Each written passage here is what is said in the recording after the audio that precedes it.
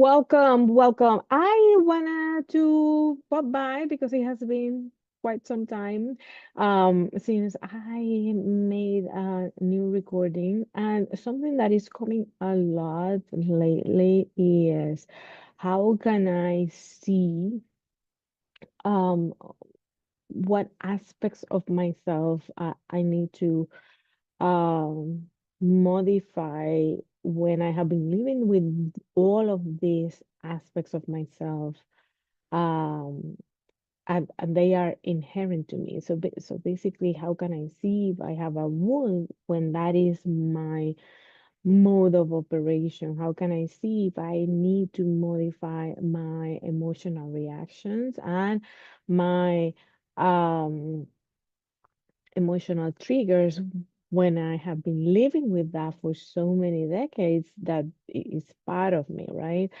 Um, and I want you to create awareness. How do we create awareness?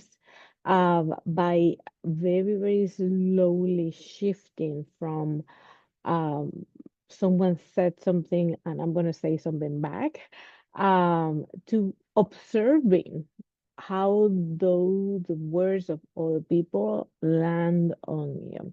You can only be observant of that behavior and that reaction when you can cultivate presence, which is what it is so important to establish a meditation or a mindfulness practice, because things that used to bother you before are not going to bother you, or if they bother you, they're not going to bother you as much. You're always going to be able to create that pause and that sense of calmness, which will allow you then to start creating the awareness that you need in order to identify what is your typical reaction. After you identify that reaction from you, I don't know, someone said, you are X, you are Z, you're not gonna get this, whatever that is, you name it.